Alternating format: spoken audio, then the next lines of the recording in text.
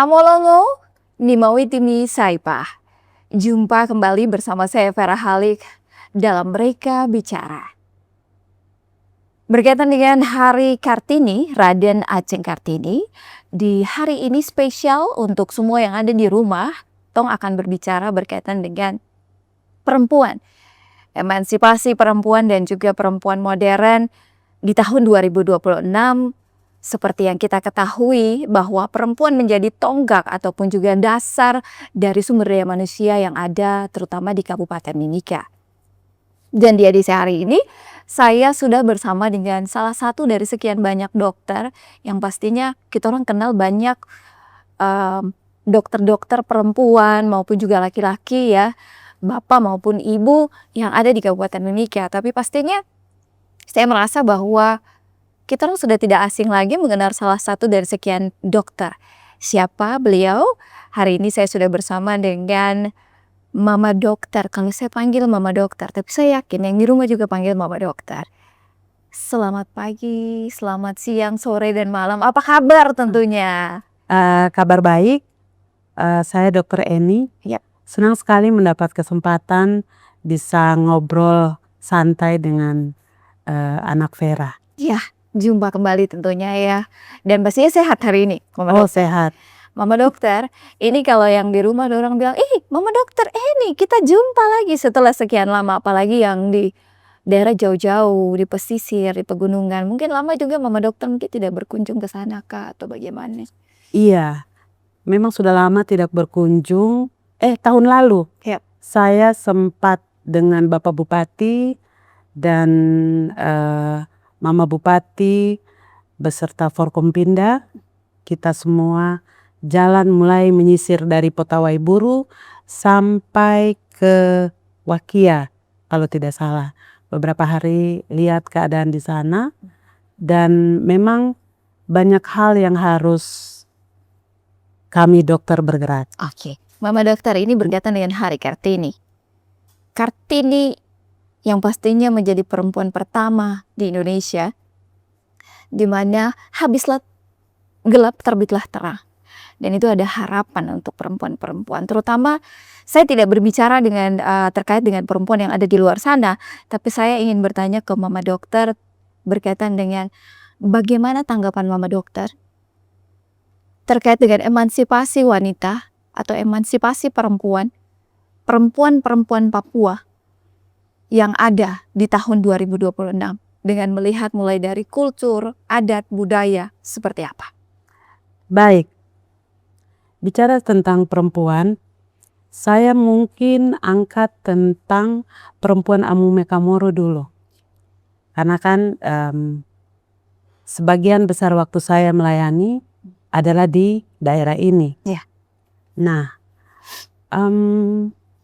beberapa tahun yang lalu saya ke Ipaya. Di sana, iya. Di sana kami buat film dokumenter tentang bagaimana peranan perempuan di sana, khususnya pada saat melahirkan anak. Informasi itu saya dapat kaget, loh, barang itu masih ada kah? Jadi dengan tim kecil kami ke sana tinggal seminggu, kami buat film bagaimana zaman dulu itu perempuan-perempuan di pesisir kalau melahirkan itu di pasir. Dan katanya kadang-kadang hal ini masih ada karena ibu-ibu kan di pesisir ini sering pergi ke Befak cari sumber makanan dan kadang agak telat kasih tahu ke bidan, terlambat dong kasih tahu dan mereka kembali ke pola seperti ini. Itu sih beberapa tahun yang lalu. Pasti setelah dari dinas kesehatan lewat puskesmas, semua kan di pesisir sudah punya puskesmas. Ya. Jadi itu berarti praktek-praktek ini semakin berkurang, bahkan mungkin sekarang tidak ada lagi. Iya. Kemudian bicara soal perempuan Amume. Ya. penghargaan terhadap perempuan itu sangat tinggi. Contohnya seperti apa itu? Iya, karena mereka tidak menghargai perempuan itu setelah perempuan itu jadi besar. Atau besar dalam arti ketika perempuan itu sudah duduk di dalam posisi jabatan tertentu, baru dihargai. Tidak seperti itu. Jadi perempuan Amume ketika mereka masuk akil balik, ketika mereka menstruasi yang pertama, ini juga saya baru tahu di sini. Oke. Nah, ini terjadi di tengah kota ini. Kan orang berpikir kehidupan secara kultural itu di kampung-kampung, di gunung kah, Iya. di pesisir sana kah. Tapi ternyata praktek-praktek baik di mana keluarga itu menghargai perempuan itu sangat tinggi. Jadi ketika anak perempuan ini haid yang pertama, maka dia akan ditaruh di tempat yang spesial. Dulu mungkin dikasih taruh di honai khusus. Tapi sekarang karena mereka kita kan sudah tinggal di kota, anak perempuan ini akan ditaruh di kamar khusus, didampingi oleh kakak perempuannya, dan selama hari-hari pertama haidnya itu dia ditaruh di situ, dijaga di situ. Nah, itu berarti kan keluarga besar sangat menghargai perempuan, memberikan waktu kepada dia untuk mengenal bahwa saya sudah mulai dewasa. Nah, sesudah proses ini, misalnya dia haid selama 4 atau 5 hari, sesudah darah bersih, istilah itu, maka semua keluarga akan berkumpul, bersukacita bersama di dalam ungkapan doa. Oh, jadi dorang bikin seperti acara kecil. Iya, kita acara keluarga kecil di dalam keluarga inti. Jadi macam anak ini punya mama, om-om, kita kumpul semua, kemudian kita mendoakan keselamatan anak itu. Luar biasa. Dan ini masih ada sampai sekarang. Sampai sekarang masih tradisi ada seperti ini. Dan itu tetap dipertahankan tradisi ini sehingga anak ini akan sadar, perempuan ini akan sadar bahwa dia harus jaga dirinya sebagai perempuan. Oke. Dan ini pasti berbicara terkait dengan emansipasi, bukan berarti meninggalkan adat. Ya. Karena seperti dulu Kartini tidak minta untuk perempuan Jawa lepas mereka punya kebaya, seperti itu. Kalau untuk kita orang sendiri di Papua, terlebih khusus untuk di Kabupaten Mimika, tentunya perempuan dan juga noken, ini seperti apa? Mama Dokter lihat, kan sekarang zaman sudah semakin canggih, kadang gitu noken dorong sudah lupa, apalagi dorong sudah pindah ke kota. Iya. Jadi noken itu kan sebenarnya artinya sangat mendasar untuk kami orang Papua. Noken itu, di dalam noken itu ada cikal bakal kehidupan. Nah, semua permasalahan yang ada itu seringkali kalau ada masalah, orang akan bilang, oke, masalah ini saya ambil dan saya simpan dalam noken. Kalau dilihat dari fungsi perempuan dengan noken, kalau di gunung ataupun di pesisir, perempuan selalu pakai noken. Dan noken itu bukan hanya tempat taruh anak, mengasuh anak. Bisa bahan makanan ada di situ, segala macam keperluan ada di situ, dan juga untuk tempat anak mulai bertumbuh, itu kemana-mana itu anak taruh dalam noken. Nah, kalau kita lihat sekarang ini, noken ini pasti artinya akan sangat luas sekali. Tidak hanya sebagai simbol yang orang pikir noken biasa, itu bagian dari tradisi orang Papua. Tetapi kalau kita lihat kembali, itu sangat-sangat sakral. Apalagi noken sudah diangkat sebagai, kalau tidak salah, UNESCO. Iya, benar. Jadi berarti secara internasional kita sudah diakui terkait budaya kita. Mama Dokter, pada saat Mama Dokter tugas di, baik itu di pedalaman, di pesisir, pasti banyak hal yang Mama Dokter lihat terkait dengan perempuan-perempuan seperti yang tadi Mama Dokter bilang, adik sering pikir balik. Pada saat proses melahirkan, sejauh ini menurut Mama Dokter, dari sudut istilahnya dari sudut kesehatan, apakah perempuan-perempuan ini bisa dikatakan bahwa mereka sudah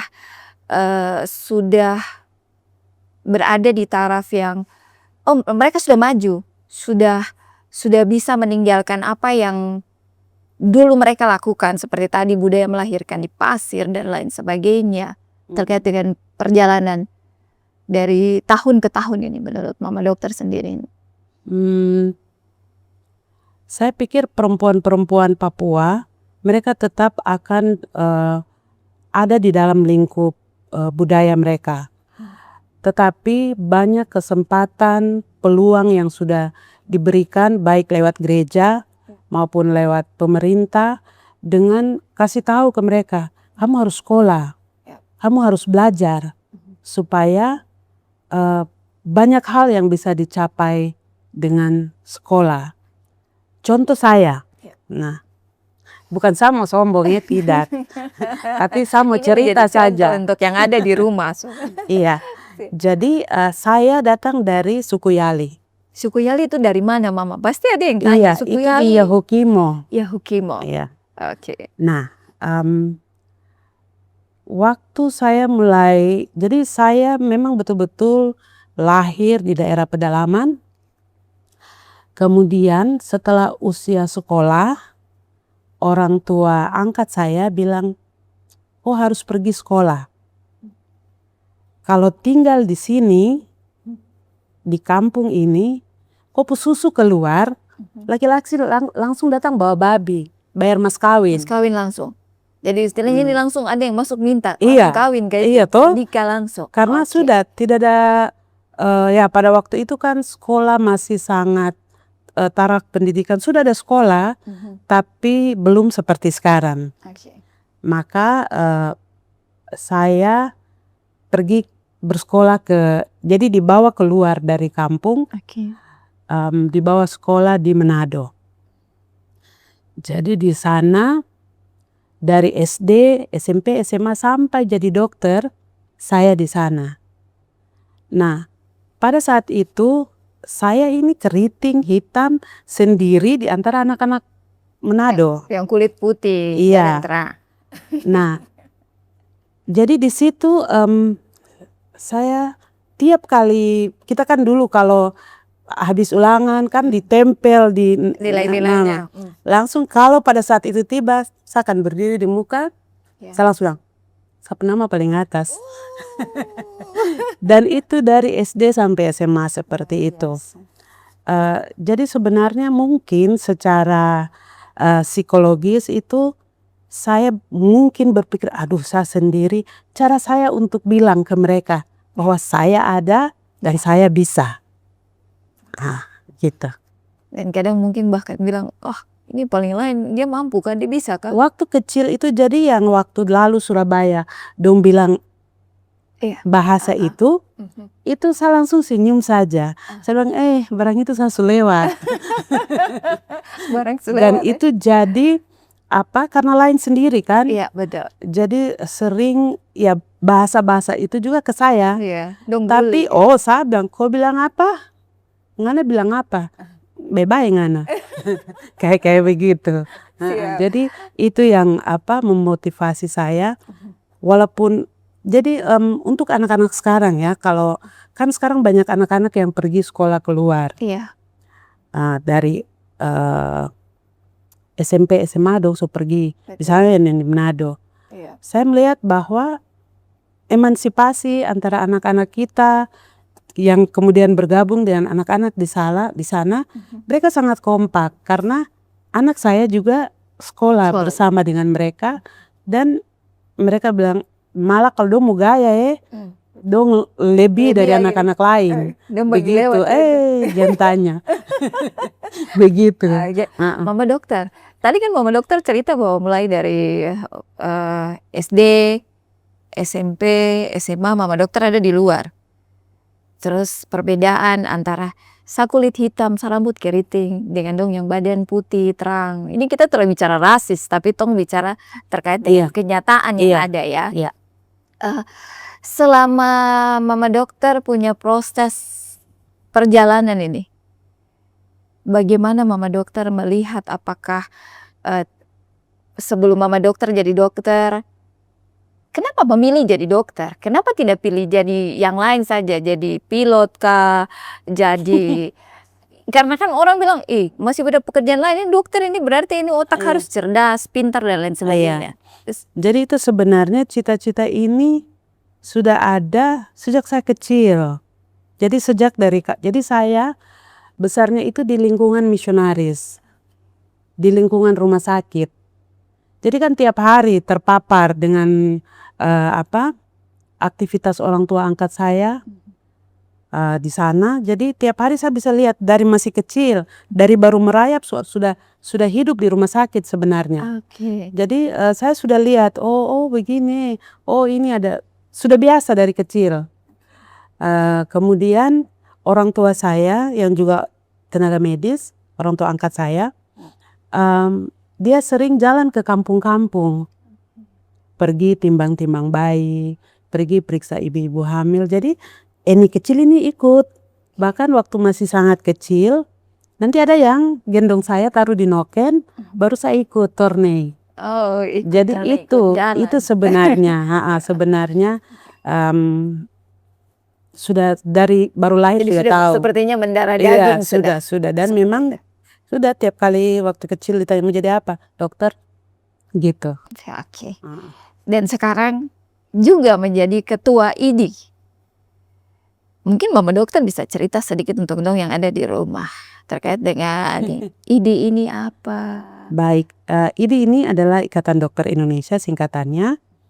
Dia adalah satu wadah di mana para dokter semua terorganisasi dalam satu organisasi. Jadi lembaga ini dia menyangkut kita berpikir kesejahteraan dokternya, pengembangan karirnya, profesinya, kemudian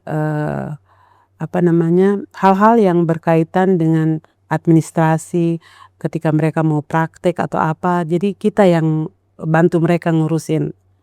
Jadi memang kelihatannya ini jadi pekerjaan tambahan.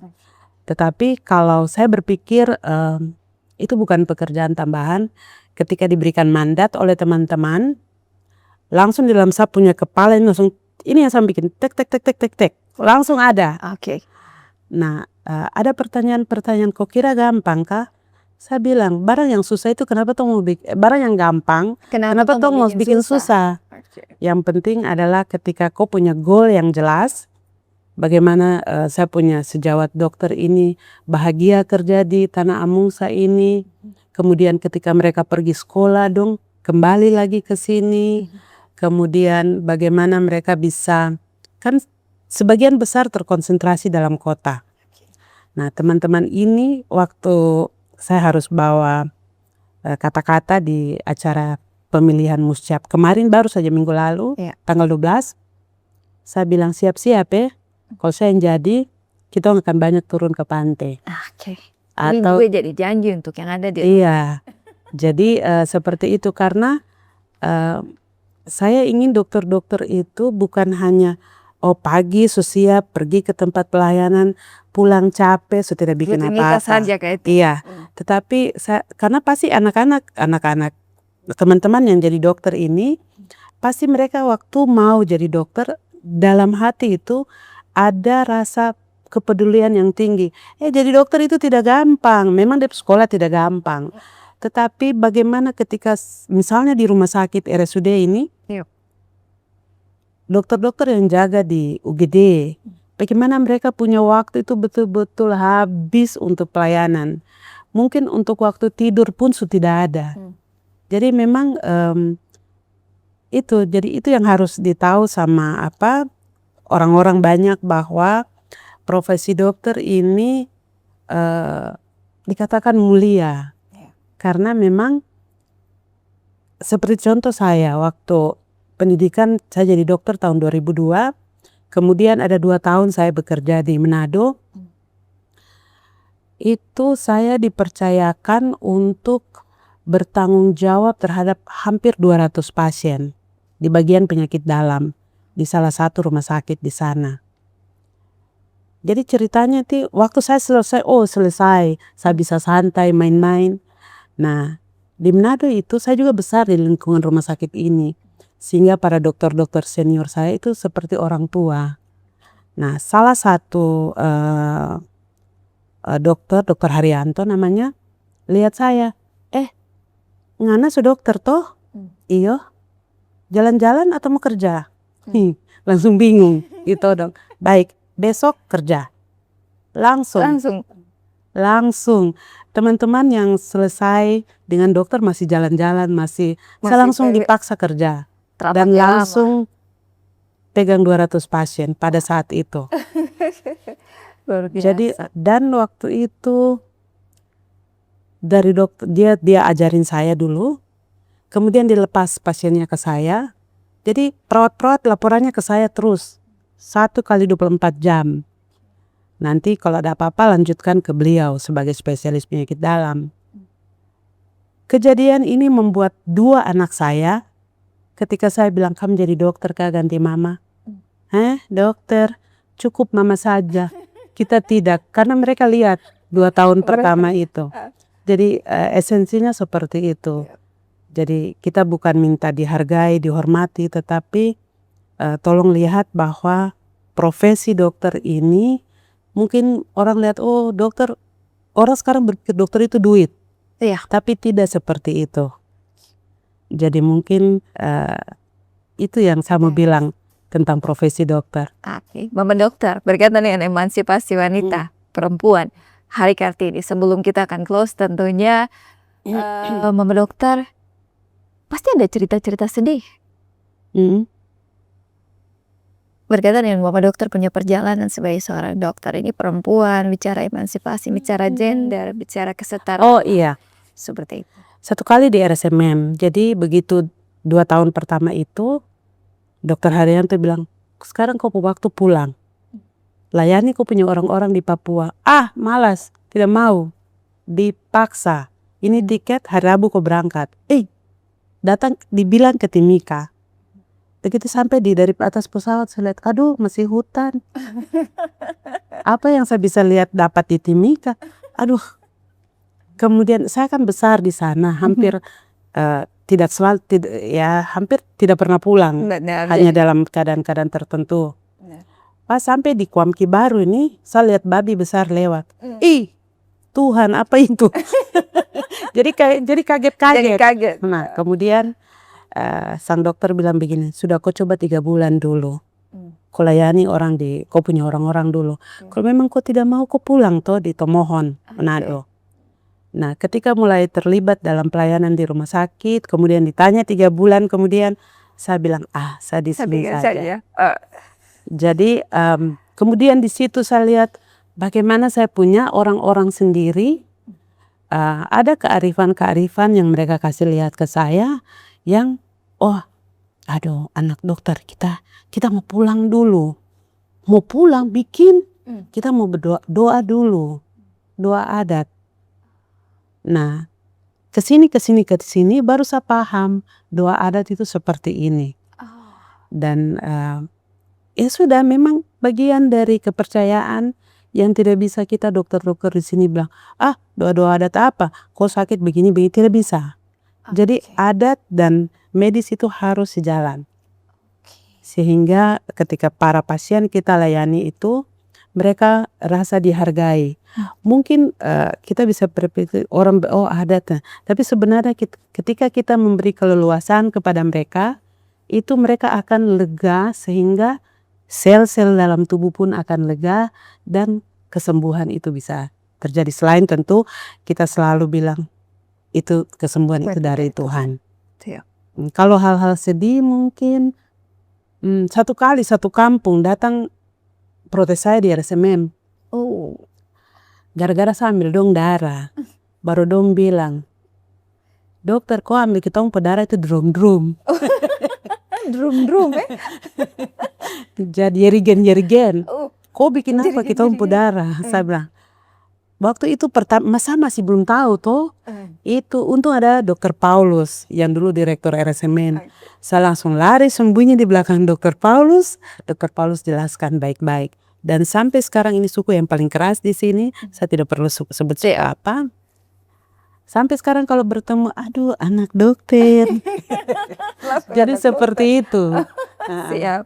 Mama Dokter, yang terakhir sebelum kita close, apa yang Mama Dokter ingin sampaikan untuk semua perempuan, terutama perempuan yang ada di Kabupaten Mimika, baik dua suku besar, 5 suku kerabat, Baik. semua. Jadi sebenarnya kalau perempuan punya keinginan untuk maju, tidak ada yang bisa pele. Harus punya motivasi, harus fokus, dan harus konsisten. Kemudian mungkin saya bukan mau sombong, tapi perempuan pertama yang jadi dokter di gunung ini saya. Jadi harus saya kasih ingat kamu orang, anak-anak kamu Mekamoro, kamu belajar supaya bisa jadi dokter. Siapa yang tidak bangga ketika lihat kalian dengan jas putih, jalan di lorong-lorong rumah sakit, andalan. Baik, terima kasih. Iya, terima kasih untuk waktunya Mama Dokter. Sehat terus. Kalau Mama Dokter turun ke kampung-kampung, Mama Dokter ajar kita, oke, jangan lupa. Iya kah? Siap. Siap. Terima kasih untuk waktunya. Dan untuk semua yang ada di rumah, tadi kita sudah cerita cukup banyak tentang perjalanan, walaupun belum banyak sih, pasti masih banyak ceritanya. Tapi saya ingin sampaikan untuk yang ada di rumah bahwa terutama perempuan Papua, perempuan yang ada di Kabupaten Mimika, dan semua yang saat ini juga menyaksikan bahwa berani bermimpi, rebut pendidikan, tapi jangan cabut akarmu. Kenapa saya bilang jangan cabut akarmu? Bawa terang itu ke Honai, kemudian ke rumah-rumah adat, terutama untuk kita yang ada di Papua Tengah, terlebih khusus ke pegunungan dan juga untuk pesisir.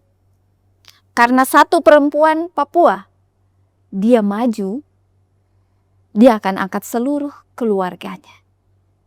Kalau banyak perempuan Papua maju, dia akan angkat anak Papua. Saya Vera Halik dan juga Mama Dokter Eni pamit undur diri. Terima kasih banyak. Terima kasih banyak. Amolongo, Nimawitimi, Saipa. Saipa. Tuhan memberkati kita semua.